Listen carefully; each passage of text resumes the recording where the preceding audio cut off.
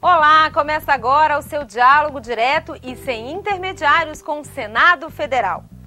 No Alô Senado de hoje a gente fala sobre o salário dos professores, o desenvolvimento do Piauí, o plano de educação do estado de São Paulo e as dificuldades no cotidiano dos aposentados.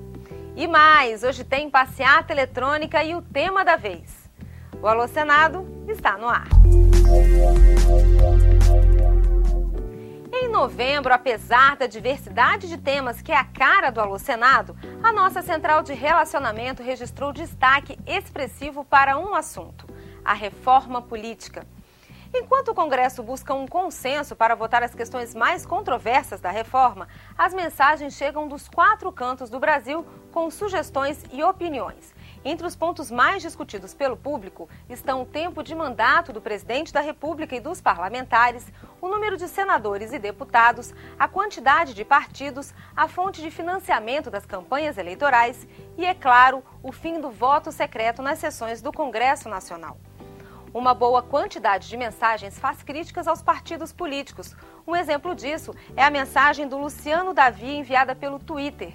Ele afirma que muitos brasileiros não querem votar em partidos políticos e sim em cidadãos brasileiros honestos. Quem responde ao tweet do Luciano é o senador Sérgio Souza. Luciano, por isso da importância de nós fazermos a reforma política, né? O sistema todo diz que nós votamos em partido político. E o porquê? Porque partidos políticos nada mais são do que um grupo de pessoas que partilham de uma mesma ideia. Esta ideia é que deve ser a vencedora nas urnas, porque ela é traduzida numa função programática do partido que orienta as propostas dos candidatos. Então, a regra, nós não votamos nas pessoas, nós votamos nas propostas dos candidatos. Escolhemos qual que é a melhor proposta para a nossa cidade, para o nosso estado, para o nosso país. A regra é perfeita. A questão é que isso, de fato, não acontece. Cada vez mais as pessoas estão votando nas pessoas. E essas pessoas, às vezes eleitas, elas não têm o comprometimento com as causas. Então, por isso, a necessidade de nós promovermos uma ampla e irrestrita reforma política para que o cidadão compreenda a importância do seu voto. E só votar nas pessoas não resolve o problema do país. Eu defendo partidos políticos e defendo partidos políticos não só com número e siglas, que é o que tem hoje. Talvez nós tenhamos que fazer uma redução do número de partidos políticos e que esses defendam, sim, a ideologia da sociedade brasileira.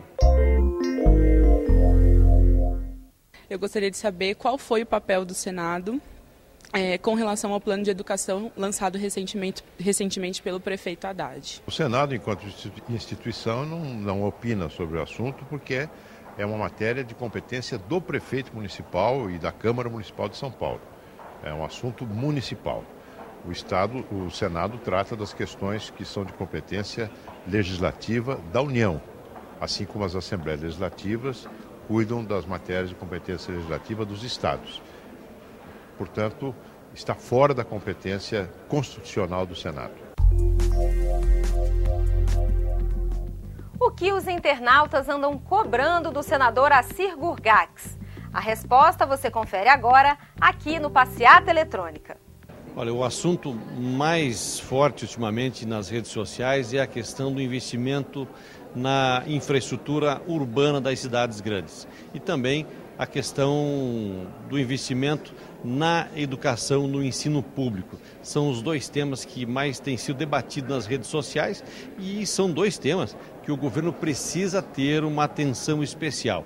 A questão da infraestrutura nas cidades grandes e o investimento do ensino público. Nós estamos defendendo, nós do PDT, com muita força a questão do ensino integral, para que as nossas crianças possam estar o dia inteiro na escola. Nós entendemos que o ensino integral é de fundamental importância para o desenvolvimento e para o futuro do nosso país. É possível desenvolver o estado do Piauí nos planos econômico, social e cultural? De que forma isso pode ser feito? Quem quer saber é o Carlos Jean Pereira Gonzaga, de São Gonçalo do Piauí. Na opinião do Carlos Jean, o Piauí é muito rico em recursos naturais, mas ainda é um estado muito carente quando se trata de desenvolvimento socioeconômico. A resposta fica por conta do senador Wellington Dias. Carlos Jean, primeiro Quero aqui mandar meu abraço ao povo de São Gonçalo do Piauí, uma terra que é exemplo no Brasil na área dos cuidados com a pessoa com deficiência. Veja, olhando o Piauí tinha 10 anos atrás um produto interno bruto, uma riqueza anual produzida de 7 bilhões de reais nominais. Nós agora ultrapassamos de 30 bilhões de reais. Então é um sinal que estamos melhorando muito nossos indicadores. Não há nenhum estado brasileiro que teve um crescimento econômico desse tamanho, mais de 4 vezes em apenas 10 anos. Segundo lugar, na educação, a gente tinha 400 mil pessoas que tinham ensino médio. Agora já passa de 1.200.000 pessoas, assim no nível superior. Então, Carlos, o que eu quero dizer é que sim, é possível aproveitar esse potencial. Aí você mora no Médio Parnaíba, numa região que tem os vales do Rio Parnaíba, o Vale do Rio Berlenga e outras alternativas importantes. O que nós temos? Através do conhecimento da educação, transformar esse conhecimento, pelas riquezas aí existentes, em melhoria de vida. E nisso você tem nosso compromisso aqui no Congresso Nacional. Meu nome é Flávia Dausli Teobaldo, eu moro em Campina Grande, na Paraíba, e queria fazer uma pergunta para o senador Cássio Cunha Lima. Eu queria saber o que é que pode ser feito para que o salário de todos os professores do Brasil seja o mesmo, seja unificado. Flávia, houve uma primeira tentativa com a criação da Fundeb de valorização do salário dos professores e na prática não resolveu o problema em definitivo. O senador Cristóvão Buarque, que tem uma luta constante e permanente em defesa da educação, tem uma proposta inovadora. Ele defende uma espécie, digamos, de federalização da educação. A palavra de federalização pode parecer que vai ficar tudo sob responsabilidade do governo federal, mas não é bem isso. O que o senador Cristóvão defende, e eu concordo, é que haja uma política nacional de salários, com participação de recursos do governo federal, do governo estadual e dos governos municipais, e teremos agora o reforço do pré-sal, e o Congresso Nacional já garantiu que 75% do pré-sal vá para a educação, para que finalmente o Brasil possa valorizar com uma política salarial decente os professores do país inteiro e oferecer uma segunda etapa que é níveis efetivos de qualificação para que definitivamente a educação brasileira melhore. Acredito que os recursos do pré-sal, bem aplicados, irá possibilitar a solução definitiva dessa reivindicação justa e antiga. Milhões de idosos em todo o Brasil que contribuíram por décadas com trabalho honesto para o avanço da nação, hoje vivem sem a menor dignidade. Essa é a opinião do Isaías dos Santos Lima, da cidade alagoana de Arapiraca. Para o Isaías, a causa desse problema é o fator previdenciário. Ele acrescenta que as dificuldades financeiras dos aposentados podem se agravar em função de gastos altos com medicamentos por conta da idade avançada. Na visão do Isaías, a forma como o Brasil vem tratando seus aposentados é injusta, já que os projetos de lei capazes de melhorar a vida desses brasileiros demoram a ser aprovados. Quem comenta a mensagem do Isaías é o senador Cacildo Maldaner. Nosso Isaías, que veio lá de Alagoas, de Arapiraca, eu diria que hoje nós enfrentamos 2 problemas sérios. Um é daquele que se aposenta, por exemplo, com salário mínimo, ou com R$700, ou com R$1.000. Essa é uma questão. A outra é que nós temos no Brasil, já nas próximas 3 décadas, de 0 a 24 anos, os jovens aí na base de 24% dos brasileiros, e acima de 65 anos também com essa base de 23%, 24% dos brasileiros. Então a pirâmide vai ficar mais ou menos equilibrada.